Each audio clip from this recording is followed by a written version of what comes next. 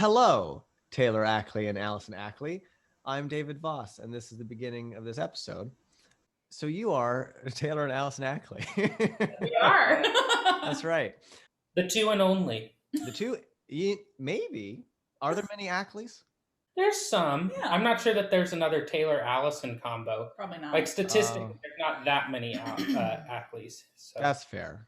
So now you were both involved on the making of my upcoming album, Pictures at an Inhibition, coming out on April 30th on Bandcamp and probably also streaming platforms and things. That's in the works at the moment. Right. So tell me about that process, and have you been doing other kind of virtual recording projects as well? We haven't been doing many virtual recording projects. We've been doing more like recording duo stuff, or, I'm doing a totally virtual DMA recital. So I'm working on that, recording that. So yeah. How's that going? Good. Nice. Yeah. I have my orals on Friday, so. Oh, that's exciting. Yeah. Wow. Yeah. It's happening. I still don't know what her teeth have to do with her DMA, but. Orals. Yeah. Not very many people get those, but I appreciate you, David. Yeah, this will be on my separate YouTube channel of interview clips, highlights. Perfect. Taylor Ackley's oral joke. So I have been doing a little bit more digital stuff. As you know, I do some work as an engineer as well. Yes. So I've done some things where people send me stuff and I mix them. I'm working on a greatest hits album for Buddy Merriam. Ooh, that's exciting. I don't know that actually has been announced yet, but that's I don't believe so. It will be coming out soon. But just in the mixing process of it right now, and taking stuff that was recorded over like 40 years and getting it to where it could be on one album. Wow. That's a lot of years right there. It is a lot of years. More years than I have of anything. Sure. So then doing some other stuff, just contract work, and did a little bit of digital collaboration stuff. I did a song with Giovanni Perez, who, nice. Correct me if I'm wrong, but he's also playing on this project? He is also on this project, and I think I'll be interviewing him in a couple days. Oh, great.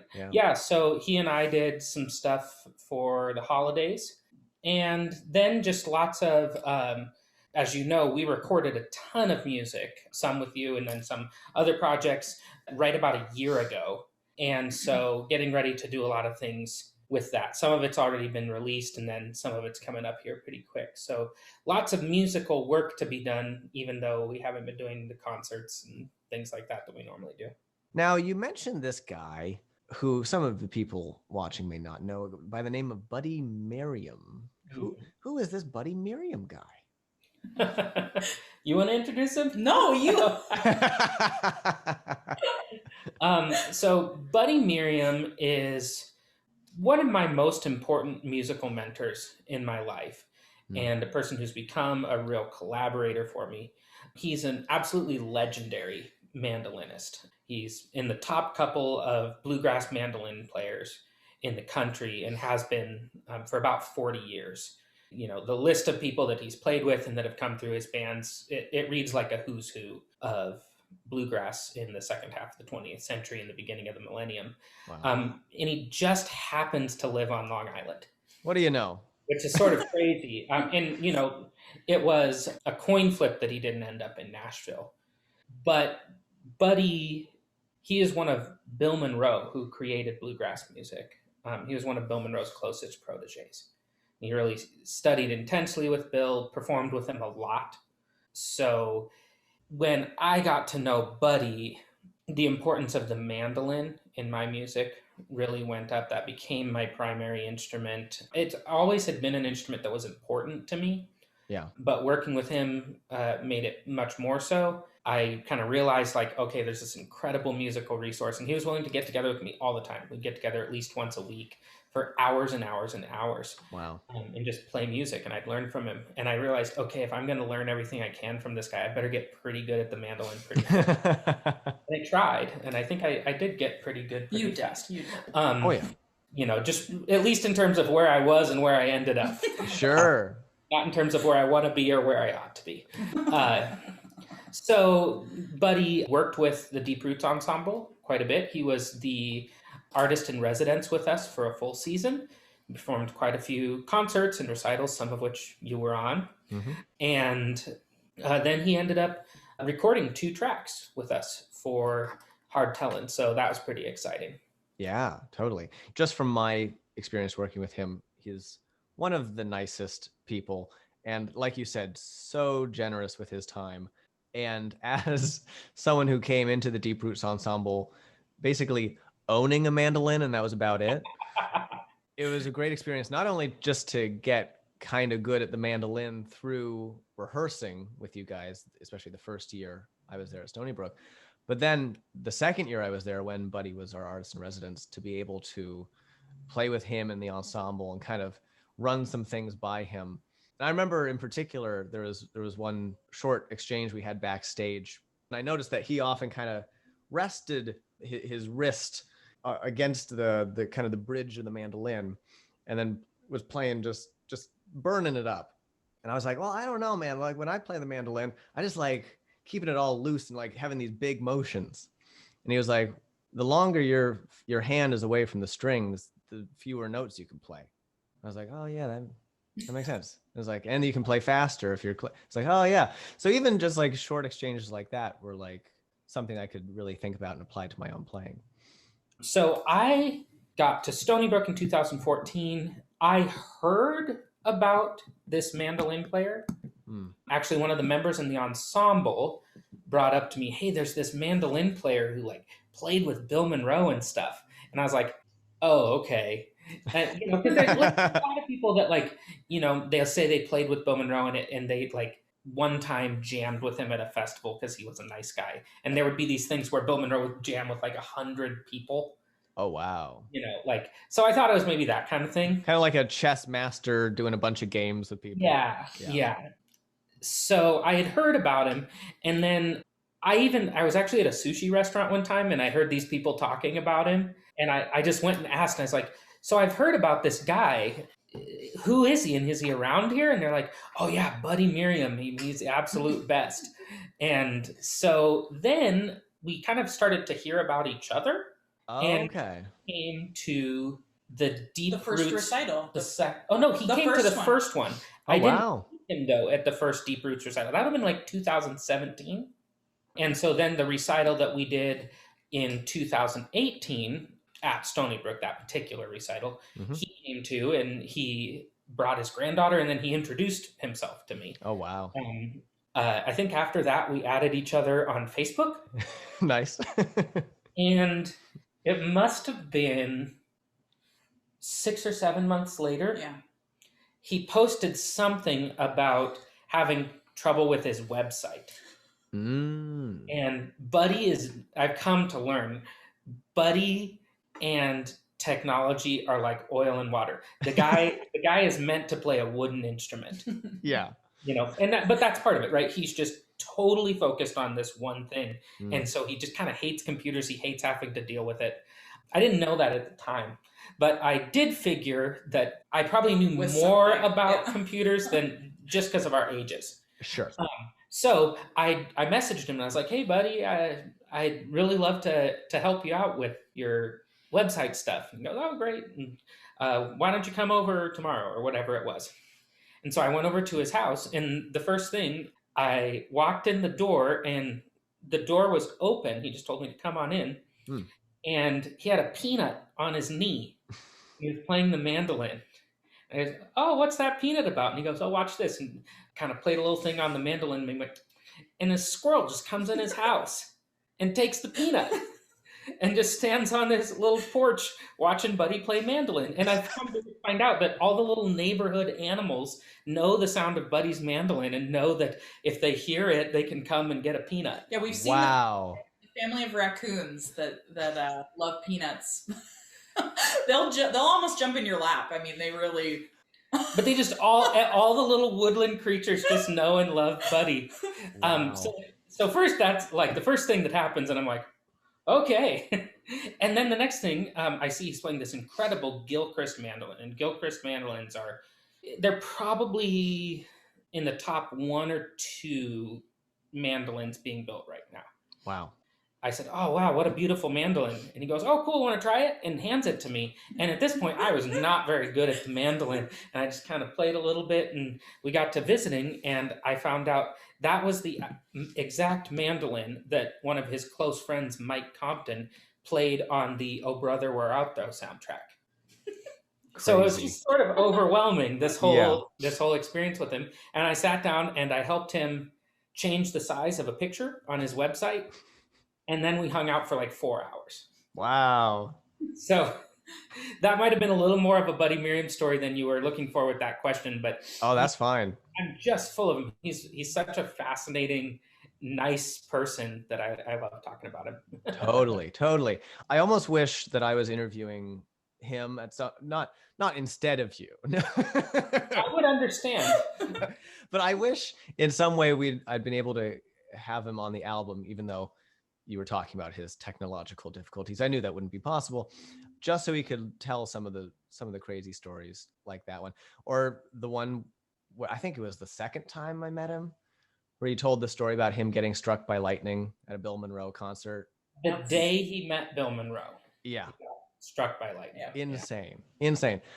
And also you talking about his kind of relationship to the woodland creatures makes me want a 2D Disney style animation, a movie of him. Yes. I think that'd be terrific. Are you tech savvy enough to where if I sent you a picture, you'd be able to quick pop it up in the video? In the video? Oh gosh, I might be. Yes. Okay, I will send you. I have this amazing picture of Buddy sitting on his porch. He's playing his Monteleone mandolin, which there's a Monteleone mandolin almost just like his in the Metropolitan Museum of Art. It's like a masterpiece of mandolin making. And he's playing it, and right at his knee, there is a raccoon just sitting there, watching him play this mandolin. It's my favorite picture I've ever seen it. So I'll send that to you. You can put it up right here. Right there. That would be great if you were able to line that up. Awesome. I might be able to. Just to kind of give the story a little bit more context. Yeah, I think iMovie is just capable of doing that, and not much else. Bare bones. Bare bones for sure. Besides these kind of projects with Buddy and kind of smaller ensembles out of the personnel of the Deep Roots Ensemble, what do you see kind of going forward for the Deep Roots Ensemble as a whole or as a thing? Well, so there's some very soon upcoming things in terms of the group. One of the things we're releasing kind of a deluxe version of Hard Tellin'. It's going to come out in hard copy, which we had to kind of wait a while to get to where we could do that. But it's going to come with a 20-page booklet. Ooh, nice. All about the ensemble and a bunch of the music. The packaging is just beautiful. We had to think of some other stuff, right? So typically, as you know, we play 30 to 50 shows a year. We bring our CDs that are in a little folder and we sell a bunch of them, right? But now people are mostly listening to music from home. We stream everything. Mm-hmm. So everything that we've recorded is available just for free for people to listen to. We have a Bandcamp where people can decide to purchase the music, and lots of people have. It's really great to get that kind of support. But we wanted to be able to offer something that was beyond that. So that's going to be a pretty cool thing. Again, it hasn't been officially announced yet, but it will be very shortly. So that's some kind of exciting stuff. Alison and I are starting the work. We've done a lot of the rehearsing for a duo album. So that's kind of Deep Roots adjacent, like the project Buddy. You want to say anything about that? Sure, it's gonna be fun. I think we're doing one of the pieces that's gonna be on the album on my recital. So we've been really working on that, and it's a set of songs and tunes that are based on the 4 seasons. So it's kind of it's a fun project to work on. So and that's for mandolin, cello, and 2 singers. Yeah, which pretty much means it's for Alison and I. Yeah, that's fair. That's fair. That's great. If you tell us that you know that sings wonderfully, you can maybe try it. Well, our friend Eva has kind of become the singing cellist in the new music world, and is taking voice lessons on her wonderful contralto, which might be a slightly different range from Alison. Yeah, different a sound. little different. Still great, but a little different. Yeah. And then in terms of the full ensemble moving forward, I wanted to take a little bit of time and focus on these smaller musical sounds. As you know, Hardtellin', it's a pretty sprawling, both in terms of length, in terms of complexity, and in terms of just sheer number of people involved. Sure. But I definitely want to keep performing with the group. We actually have been asked to do quite a few things, and there's a lot of asterisks and question marks next to things right now. But sure. I think as soon as live performance is happening again, that's going to be a reality. It's hard to say exactly what it'll look like. Yeah.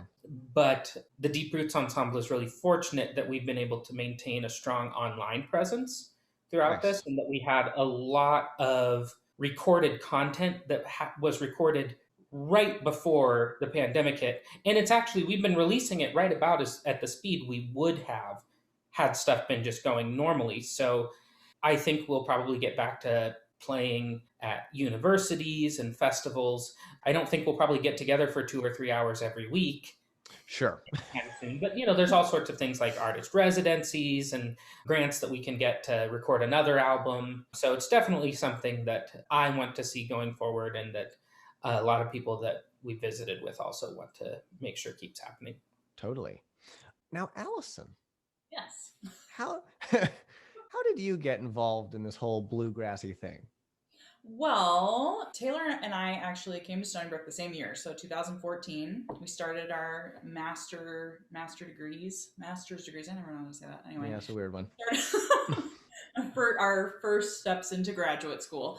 And we just started hanging out, and he was always playing and singing, and, sometimes Beatles songs, sometimes his music, sometimes traditionals, everything. And it was actually Taylor and Joe Sfera and we kind of became a little friend group. I wanted to get involved with the stuff Taylor was doing because I just like doing new things, and I love to sing and love to play all kinds of music. So I just kind of fell in with that crowd, and we started a group. Initially, it was very much part of the new music thing at Stony Brook. Yeah. I had used Alison for some avant-garde cello stuff. She's also very good at that. Sure. And then after I had been okay, here, make crazy noises to these shapes. Yeah, he had an ink blot. What would you call it? I don't know. Well, a splatter. He did these paint splatters. Yeah, that's right. And then had everybody kind of interpret them in the group. And it was great. I mean, we did a performance with Ray Anderson, and it was really cool, but not really totally the different direction. Yeah. So it was very avant-garde stuff with graphic notation. Yeah. And then some of it was even kind of serialist. Yeah. I mean, it's distant from what I ended up doing as you almost possibly could. Sure. Then Amr Salim, who you maybe never met. Right, because that was maybe the first. That was the first thing. First thing we did. We did this piece it was called Sonata, right? For banjo, horn, and cello. That was the first performance kind of the Deep Roots Ensemble, the first kind of public thing we did. Yeah. So I just made this piece, and it was built around songs that I learned from my grandfather, and I didn't notate it.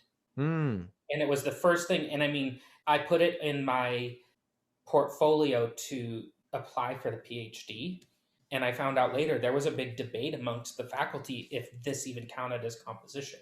Oh, interesting. And there was one camp that was this is important, we should support him in doing this. And then one that were well, we really like Taylor, but is this actually composition? Should he maybe be studying with Ray Anderson doing jazz or something like that? Sure.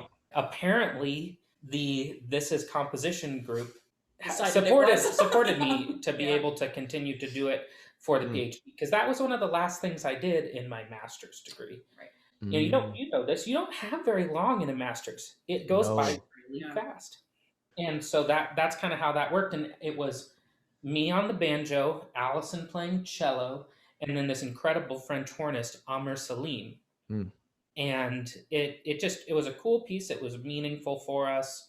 And after that, it kind of grew into, maybe we should keep doing some stuff like this. And then the next thing, a couple years later, we're a professional ensemble recording albums. That's how we got this line of French hornists to come with Amr, and then it just kind of... We actually had 4 different French hornists play with the Deep Roots Ensemble. That's incredible. So yeah, just kind of, and it just is because it was The cello didn't seem to differentiate it quite enough. But by the time you put a French horn in there, we are obviously not your average bluegrass. I still recruited. For sure. Oh, yeah. And I mean, strings and all, as you know, all sorts of instruments ended up being a part of it. But, oh, sure. Bringing the French horn in, that was a pretty big step. Yeah. I also haven't heard very much bluegrass vibraphone. Right. Or bassoon, for that matter. Mm-hmm. On my end, what made it happen was all of these classical players. First, Alison, more than continuing Alison, more than anyone else. I can't get out of it now. No, you're stuck. And you and all of these wonderful players. What made it work was people giving it time. And I actually think that that is something that maybe even more than the stylistic stuff that made the Deep Roots Ensemble stand out in a classical setting. It was the fact that it was so collaborative and that the collaboration evolved over years of spending a good chunk of time together on a regular basis. Sure. And very few composers get that. I mean, it's just not a part of how like conservatories train us to operate. So for me, like looking back at what worked and what I'm most grateful for, it's just you folks being willing to come in once a week. And for some of you, that meant coming in from Brooklyn in the traffic, you know? Yeah. Thankfully, at that time of the morning, it usually was a pretty smooth ride, but well, that's good. But you know, that's part of, I think, what made the group special. And I think you hear it in the music, right? You hear that this is something that was carefully grown. Yeah. As opposed to like, oh, here was this wacky guy's idea and he happened to scratch it down in time and hand it to the right group of people and they realized how to do it. Yeah. It wasn't that. It was a process. When I'm thinking of that, there's one track off of Hard Tellin' where Joe Sfera and Will Dannenberg have these solos and then they come together and it's just the best voice leading I think I've ever heard. Yeah. Exactly the part I know the part you're talking about. It's on The Last Thing on Your Mind. Yeah, that's the one. I remember after listening to that recording, I was like, well, they must have gotten together, just the two of them on the side and like worked that out. But that was within an improvised recorded context. And I feel like that kind of musical communication is, like you said, only possible if you've spent a long time kind of getting to know each other and each other's musical styles, where you can have this interlining contrapuntal duet and not step on each other's toes. Yeah, it speaks a lot to just how well we know each other as musicians and how much time we've kind of spent together. There's another moment like that on the album too, on the song Outlines of Angels, where Alison and Stephanie hit a fill in perfect harmony without just out of the blue. It was just one take. It just and it's so cool. It's like, oh, and you know, there's the playing together, and I think one of the biggest things, actually, and hopefully you would agree, that whole sound grows out of us singing together, and I think that blurring the line between a singer and an instrumentalist and what's expected of one and the other, that's a big part of what made our sound work. Totally. I remember us having a sort of conversation in rehearsal where it was like, if I'm thinking of like a solo, I'm going to be able to sing a better solo than I'm going to be able to play it on the mandolin. And part of what I'm trying to do soloistically on the mandolin is get a solo as close to what I'm kind of hearing in my head and might be able to produce with my voice, but have the ability on the mandolin to create that in real time. So there is something very, very vocal about that. Yeah. Your family kind of has a musical lineage in traditional American music. Talk to me a little bit about that. I like not asking questions and just going, talk to me about that. So on my family, it kind of comes from every side, actually. So for example, my great grandfather, George Patrick, was a fiddle player. And I assume that his relatives were also fiddle players. He was born in Kentucky, and he was born in the 1800s. He was a very old man when my grandfather was young, in the 30s. He's on the album. Yeah. You gonna tell him that? Well, that was planned. He's getting to that. Him and his wife, Mary, are on the cover of Hard Tellin'. Gotcha. On my mom's side, that's kind of this musical lineage that stretches back a lot of generations. And that part of the family, on both my mom's and my mom's dad's, stretches back in the U.S. before the Revolutionary War. So they've been in that part of the world and making music for a long time.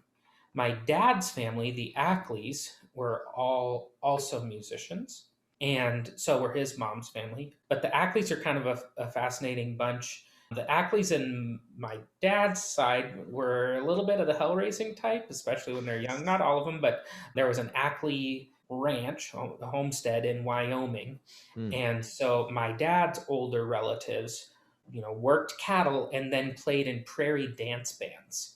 Like Bob Wills, like that kind of sound. But then farther back, there were several Ackleys, two brothers in particular, who were hymn writes.